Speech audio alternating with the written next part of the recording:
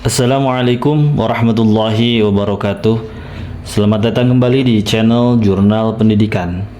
Saat ini kita akan mempelajari materi PAI bab 5 kelas 11, yaitu peran dan keteladanan tokoh ulama di Indonesia. Sebelum dilanjut, yang belum subscribe silakan untuk subscribe terlebih dahulu supaya tidak ketinggalan informasi yang lainnya.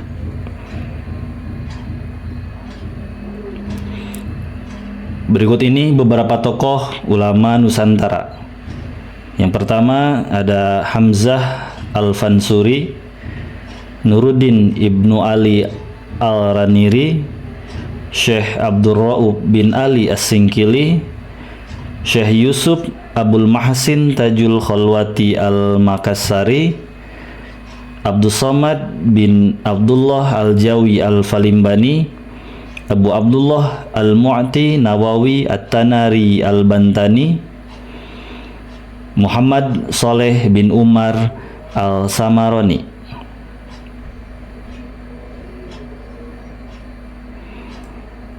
Yang pertama, kita akan mengenal lebih jauh tentang riwayat hidup Hamzah Fansuri. Hamzah Fansuri, beliau merupakan seorang ulama sufi dan sastrawan yang hidup pada abad ke-16. Berasal dari Barus, Sumatera Utara. Pendapat lainnya menyatakan beliau lahir di ibu kota lama Kerajaan Siam. Beliau hidup di masa pemerintahan Sultan Alauddin Riayat Shah Sayyid Al-Mukammil tahun 1584 sampai 1604 Masehi, sampai awal pemerintahan Sultan Iskandar Muda Dharmawangsa Mahkota Alam, yaitu dari tahun 1607 sampai 1636 Masehi. Beliau telah mengembara ke berbagai daerah seperti Pulau Jawa, Sumatera, India, Parsi, dan juga Arab. Mahir dalam banyak bidang ilmu pengetahuan seperti fikih, tasawuf, mantik, sastra, sejarah, dan menguasai banyak bahasa seperti bahasa Urdu, Parsi, Melayu, dan Jawa. Karya dan peran beliau. Untuk karya, beliau mengarang kitab Asrarul Arifin fi Bayani Ilmi Suluk wa Tauhid. Juga kitab Syarah Al-Ashikin, kitab Al-Muntahi, Rubai Hamzah Fansuri, dan juga Syair Burung Unggas. Dalam segi peran, beliau berperan sebagai penyebar ilmu pengetahuan Islam di Indonesia melalui tasawuf dan mendirikan lembaga pendidikan Islam seperti perguruan tinggi di Aceh. Keteladanan Hamzah Fansuri. Beliau merupakan seorang ulama yang gigih dalam mendakwahkan ajaran Islam melalui tasawuf, produktif dalam berkarya, dan menjadi pelopor penulisan puisi-puisi yang bersifat filosofis dan mistis bercorak Islam. Beliau juga merupakan seorang teladan yang hasil karyanya menjadi rujukan para penulis Melayu abad ke-17 dan 18, dan sebagai sosok yang memperkenalkan syair puisi 4 baris bersajak A. Beliau juga sukses mengangkat bahasa Melayu sebagai lingua franca, bahasa intelektual dan ekspresi keilmuan yang canggih modern. Beliau juga merupakan pelopor dalam penerapan metode takwil dan tokoh islamisasi bahasa Melayu, pemikiran, dan kebudayaan.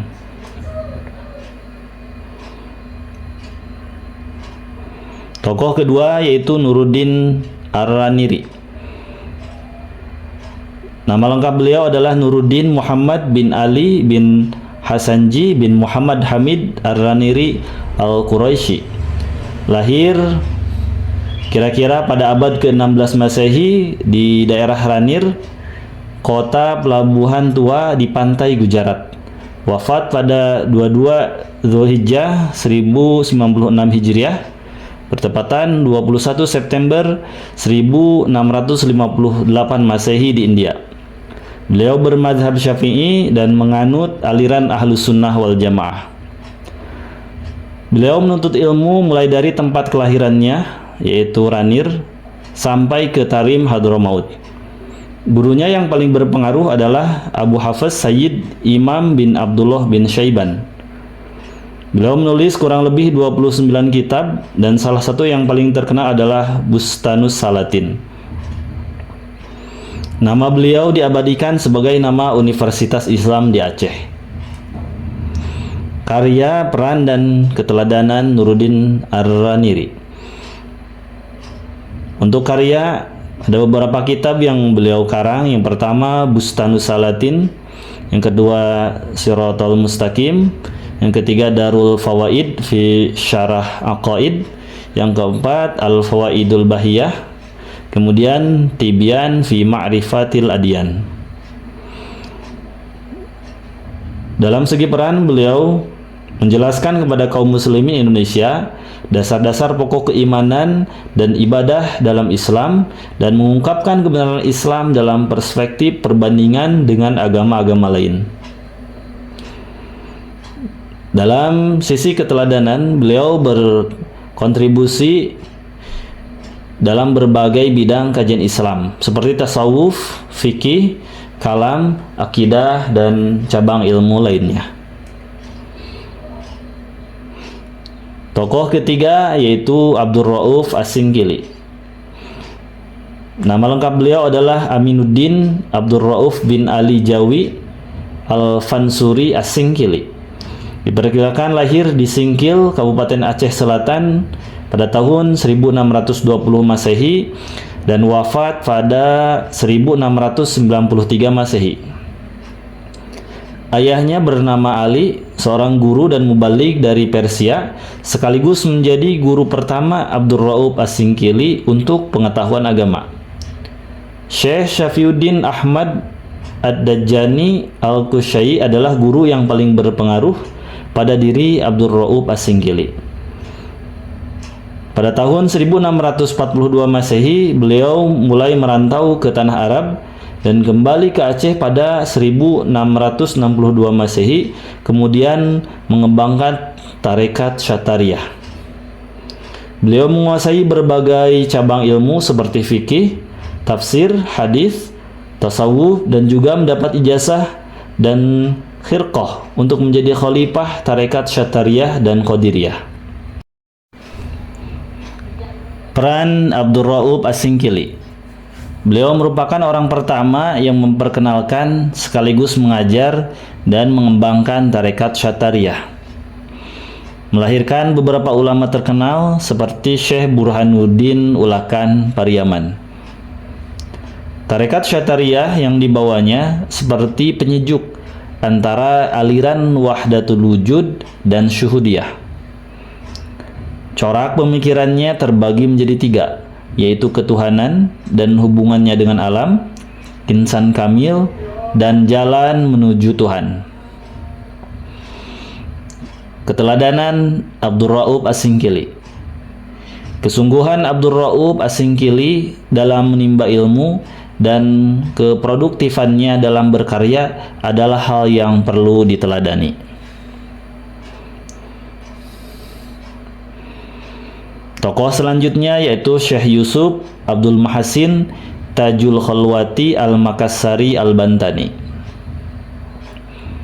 Beliau lahir di Goa, Sulawesi Selatan pada 3 Juli 1626 Masehi dan meninggal di Cape Town, Afrika Selatan 23 Mei 1699 Masehi.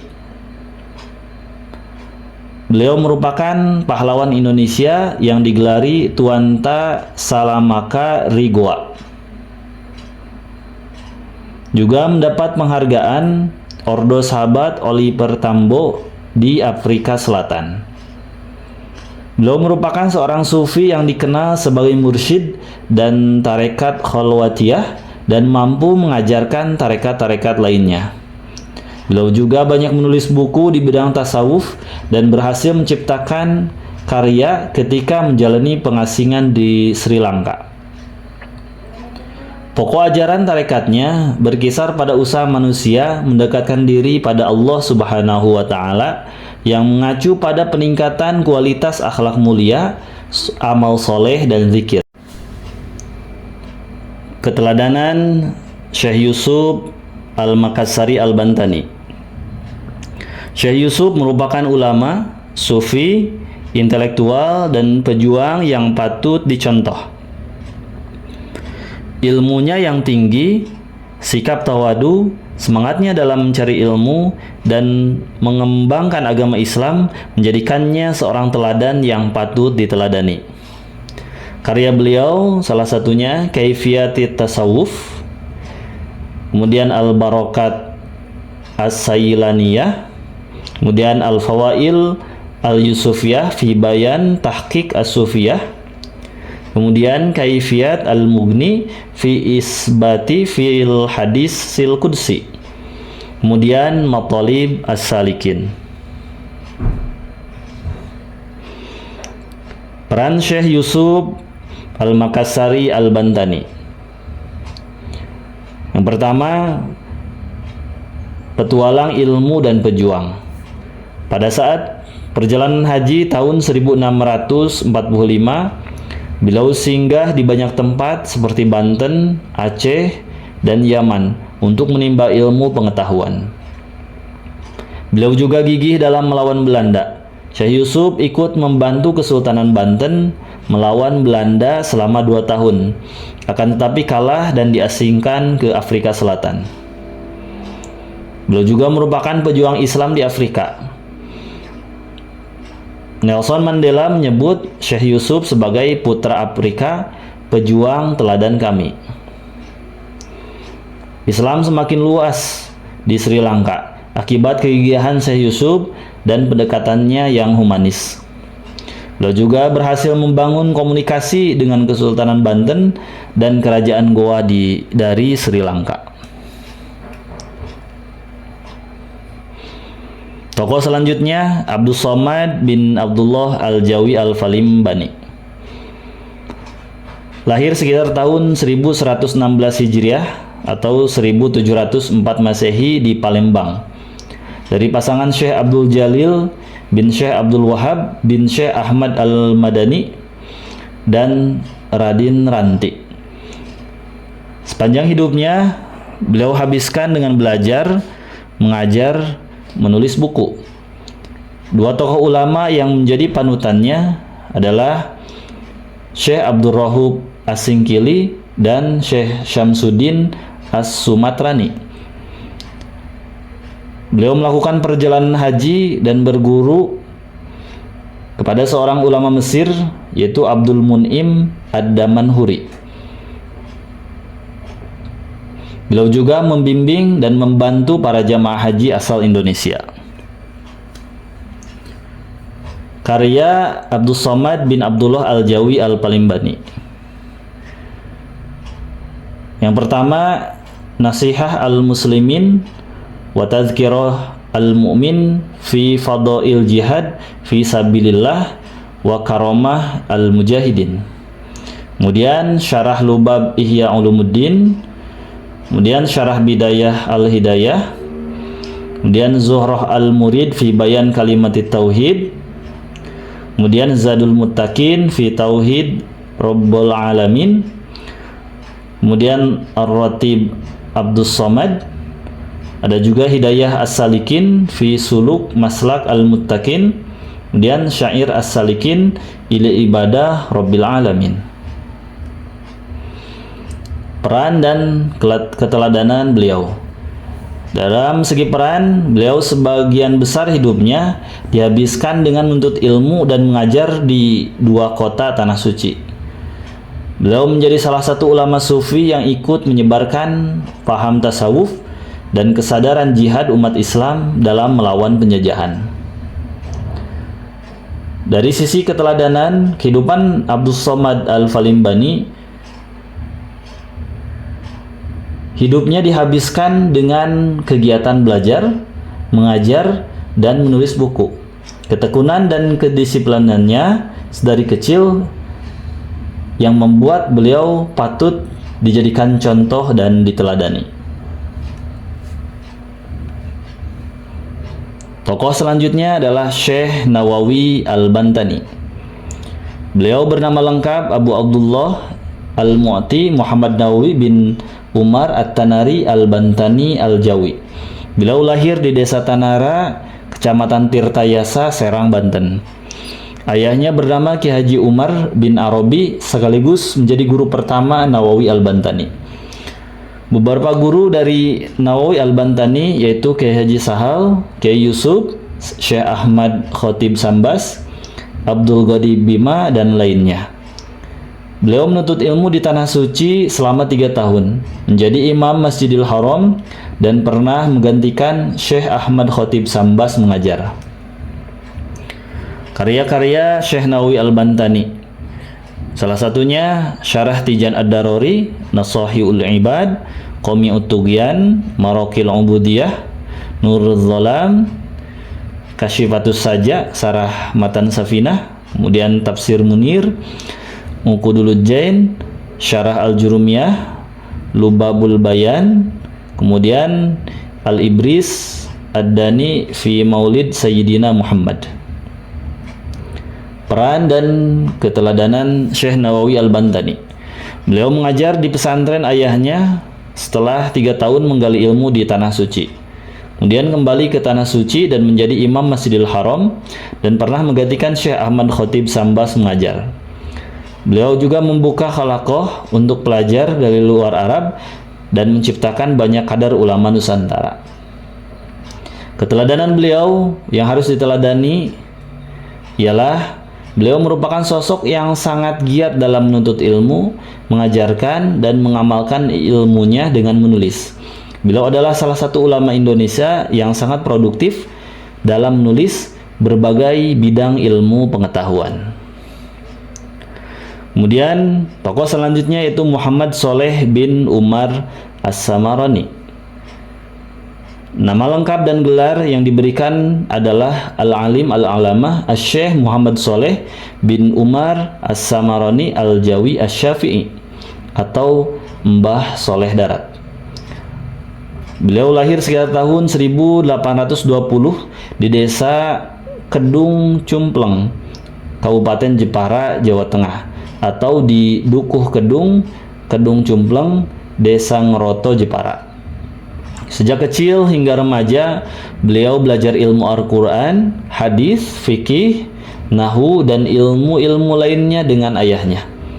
Beliau melanjutkan pencarian ilmunya ke berbagai daerah dan negara dan menjadi murid banyak ulama. Wafat di Semarang pada 28 Ramadan 1321 Hijriah atau bertepatan 18 Desember 1903 Masehi.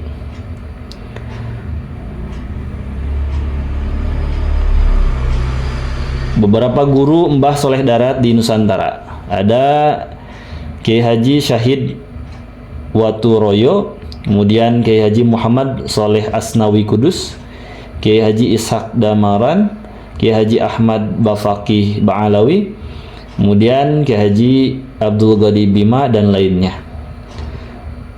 Beberapa guru Mbah Soleh Darat di Tanah Mekah.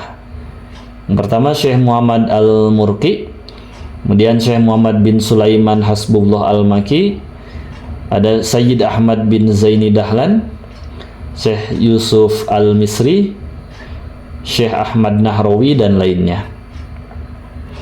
Beberapa murid Mbah Soleh Darat, pertama Kiai Haji Hashim Asy'ari Jombang, Kiai Haji Ahmad Dahlan, Kiai Haji Amir Idris Pekalongan, Kiai Haji Dahlan Termas, Kiai Haji Bisri Syansuri Jombang, Kiai Haji Sya'ban Semarang, dan lainnya. Karya Syekh Muhammad Soleh bin Umar As-Samarani. Yang pertama Majmu' Syariah Al-Kafiyah Lil Awam, kemudian Al-Hakim, Kitab Munjiat, Kitab Bataib At-Taharah, Kitab Faidir Rahman, Kitab As-Salah, Kitab Manasik Haji, dan lain sebagainya. Peran dan keteladanan beliau. Beliau merupakan seorang alim al-alamah, guru besar di Mekah dengan berbagai murid dari penjuru dunia. Beliau juga mengajar di pondok pesantren di Nusantara dan melahirkan ulama-ulama dan tokoh-tokoh nasional yang berjasa dan berpengaruh bagi Indonesia. Keteladanan Mbah Soleh Darat yang patut diteladani adalah semangat menuntut ilmu, mengajarkan ilmu, dan mengamalkan ilmu. Meskipun menjadi pengajar di Mekah, beliau tetap cinta tanah air dan menciptakan generasi cemerlang untuk bangsa ini. Kesimpulan, Hamzah Fansuri, Nuruddin Ar-Raniri, Abdul Raub As-Singkili, Syekh Muhammad Al-Makassari, Abdul Somad Al-Falimbani, Muhammad Nawawi Al-Bantani, kemudian Mbah Soleh Darat adalah beberapa tokoh ulama penting dalam penyebaran dan dakwah Islam di Indonesia. Semangat mereka dalam menuntut ilmu, mengamalkannya dalam bentuk karya tulis yang luar biasa, dan pengajaran serta rasa cinta tanah air yang tinggi menjadikan para ulama tersebut sebagai panutan bagi umat Islam. Karya-karya tulis mereka menjadi sumber ilmu para santri, umat Islam, dan rujukan para akademisi hingga saat ini. Bahkan nama-nama mereka diabadikan dalam monumen-monumen nasional dan lembaga pendidikan.